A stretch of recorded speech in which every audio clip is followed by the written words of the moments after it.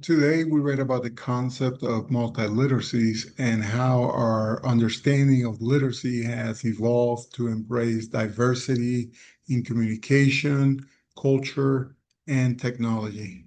In this video, we'll examine traditional views, contemporary expansions, and the multiliteracies framework developed to address today's complex world. The traditional view of literacy center on a person's ability to decode words and write sentences. However, as societies and economies have become more complex, the definition has evolved. Today, literacy is seen not just as a technical skill, but as the ability to use reading and writing to participate fully in society. It's about being able to comprehend a legal document, fill out a job application, or communicate effectively in a professional setting. This expanded definition recognizes that literacy is a dynamic skill that changes with the needs of a culture.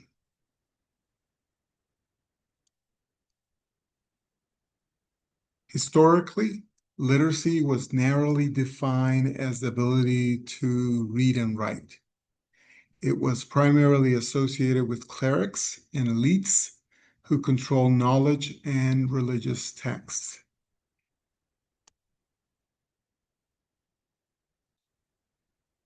Over centuries, literacy expanded beyond religious context to become a valued economic skill. It became necessary for various areas, including commerce, administration, and civic participation, reflecting a shift in societal needs.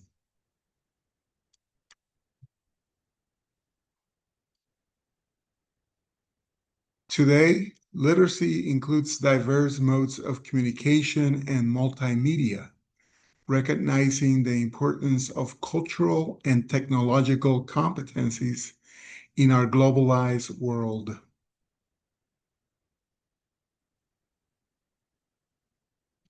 Let's now focus on the critiques that the traditional idea of literacy as a single skill has received. This critique highlights how social and cultural contexts complicate literacy practices and expose ethnocentric assumptions. A single literacy model fails to capture the complexity of varied communication forms and the skills needed to navigate different social contexts. The traditional one-size-fits-all view of literacy fails to account for the rich diversity of human communication. It's a critique that argues the following. Literacy is not a single skill. What it means to be literate varies greatly depending on the context. Reading a newspaper in one country requires different skills than reading an ancient text in another. Also, literacy is a social practice. It's not just a cognitive ability. It's deeply tied to how people interact within their communities. And finally, there's also ethnocentric assumptions. A universal definition of literacy often favors the values and communication styles of dominant cultures, potentially devaluing the ways in which people in other cultures read, write, and communicate. By recognizing these critiques, we can move forward to a more inclusive understanding of what it means to be literate in our complex, globalized world. Literacy is deeply embedded in cultural practices and social interactions. This means that it varies widely across communities and cannot be universally defined by a single one-size-fits-all standard. Viewing literacy as a social practice helps us understand why a person who is literate in one context might not be in another. For example, a person who can read and write complex poetry might struggle to navigate a digital text form. Each of these tasks requires a different set of literacy skills. By recognizing that literacy is a social practice, we move away from a deficit model where some people are seen as lacking and toward an appreciation for the diverse ways people use language to function within their specific communities. Traditional literacy definitions often prioritize dominant cultural norms, which can marginalize other languages, dialects, and literacies practiced by diverse groups. This critique is linked to ethnocentrism, which is the practice of judging other cultures, practices, and belief based on the standards of one's own culture. When applied to literacy, this can lead to a narrow view that only values a specific type of reading and writing, such as standard academic English. It can overlook the rich and complex ways people in other cultures or communities use language to communicate, such as through oral storytelling, visual art, or different forms of digital communication. This can lead to the incorrect conclusion that someone is illiterate when they are simply literate in a way that is not recognized or valued by the dominant culture. Now let's talk about the multiliteracies framework developed by the New London Group. This framework emphasizes multiple communication channels and the importance of cultural and linguistic diversity.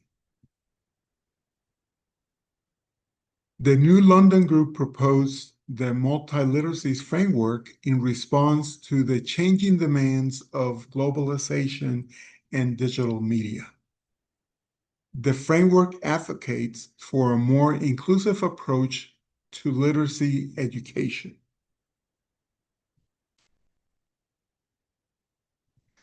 Multiliteracies recognize that literacy extends beyond traditional print to include a variety of communication modes such as digital, visual, audio, and spatial forms across various media. This concept is essential because it acknowledges the complex ways we communicate in the modern world. For example, a student is not only reading a textbook, but also interpreting information from a YouTube video, a social media post, or a video game. Each of these different media forms requires a unique set of skills to understand and produce. The multiliteracies framework provides a way to teach students how to navigate and create meaning from these different modes, preparing them for a world where communication is no longer limited to the written word. The multiliteracies framework stresses the importance of understanding and valuing diverse cultural backgrounds and languages. It encourages learners to engage with multiple perspectives. In our globalized world, communication often involves people from different cultures and with different linguistic backgrounds. The multiliteracy framework recognizes that being a truly literate person means being able to navigate this diversity. For example, it's not just about knowing the grammar of a language, but also understanding the cultural norms that shape how and when certain things are said. This framework encourages educators to validate diverse literacy by acknowledging that a student's home language or dialect is a valuable resource, not a hindrance. It also requires integrating multiple perspectives by using text and media from different cultures to expose students to varied ways of thinking and communicating. By teaching students to value and engage with cultural and linguistic diversity, you're preparing them to be more effective and empathetic communicators in a complex, interconnected world. Now, let's talk about the different literacies and acknowledge, the different literacies acknowledged by the multiliteracy approach, including school literacies, community literacy, and personal literacy. Each of these reflects unique interpretive and communicative processes. Let's first talk about school literacies. They involve structured reading and writing practices that facilitate understanding and communication within academic settings. School literacies are the specific skills and conventions that students need to succeed in formal education. This includes a student's ability to comprehend textbook and academic articles, write research papers and essays, take effective notes, and craft formal presentations. These are not just skills, but a distinct set of social practices that are valued in a school environment. They often differ from the literacy skills a person might use in their daily life or within their community, highlighting why it's important to explicitly teach them. Community literacies, on the other hand, encompass the language and communication forms practiced within cultural groups and communities, often reflecting local traditions and values. While school literacies are formal, community literacies are the skills used to function within a specific cultural or social group. This can include oral storytelling and in specific conventions, participating in community discussions, reading local newspapers or newsletters, or using specific dialects or slang. These are the literacies that bind a community together.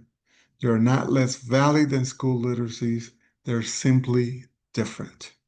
Recognizing community literacies validates students' backgrounds and provides a bridge between their home lives and the classroom. It helps educators understand the rich communication skills a student already possesses. Finally, personal literacies encompass individual language skills and self-expression, often shaped by multilingual experiences and the negotiation of identity. Personal literacies are unique to the individual.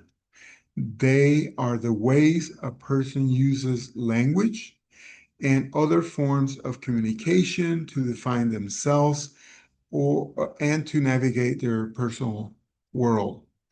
This can include using a mix of languages in a way that is unique to a multilingual speaker, creating a personal blog or journal to reflect on experiences, or developing a unique voice in their writing or self-expression. This type of literacy acknowledges that an individual's identity, background, and experiences all shape their communication. By valuing personal literacies, educators can create a more inclusive learning environment where students feel seen and heard for who they are and for the unique communication skills they bring to the classroom. Let's move on to the multiliteracy texts. They include digital multimodal compositions, multilingual text, and web-based literacies that reflect our evolving communication practices. Modern texts are often multimodal, meaning that they combine images, sound, and text.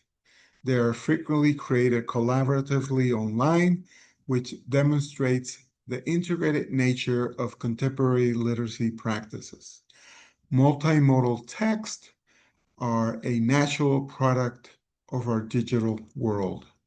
Think of a YouTube video that uses a script, text, visual images, and voiceover sound to communicate an idea. Or consider a website that uses all three elements plus interactive features to create a user experience. These texts require us to use a variety of literacy skills at once, not just to read, but to interpret, synthesize, and create across different modes. This integrated approach to literacy reflects the fact that communication in the 21st century is rarely limited to a single form. Texts frequently incorporate multiple languages and writing systems, reflecting global communication and the blending of linguistic traditions. In today's interconnected world, it's common to see texts that are a mix of languages. Think of a social media post that uses English and Spanish, or a website that offers information in several different languages. These multilingual texts reflect the reality of global communication and demonstrate the richness of linguistic traditions. By recognizing and valuing multilingual text, we can help students understand that literacy is not just about mastering one language, but about being able to navigate the complex multilingual world around them. New literacy practices include navigating websites, social media, and digital platforms. These environments require critical evaluation and effective communication skills. In the past, being literate meant being able to read and write. Today, it also means being able to critically evaluate online information and communicate effectively in virtual environments. This involves everything from understanding the unwritten rules of social media to crafting a professional email. It also includes using emojis, acronyms, and other digital shorthand to convey meaning. These new literacy practices highlight the fact that communication has become more complex. Being able to read a text is no longer enough. We must also know how to navigate the digital world and communicate effectively within it. To conclude, the concept of multiliteracies broadens our understanding of literacy to include diverse cultural, linguistic, and technological modes of communication. Embracing this framework prepares learners for meaningful participation in a complex, interconnected world. My invitation to you is this: get to know your students well.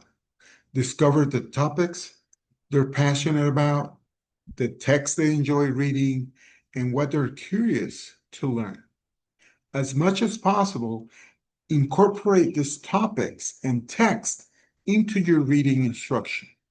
This personal correct connection will make reading more relevant and engaging for them. Additionally, expose your student to as many text types or genres as you can. Remember, the ultimate goal is to help them become independent readers.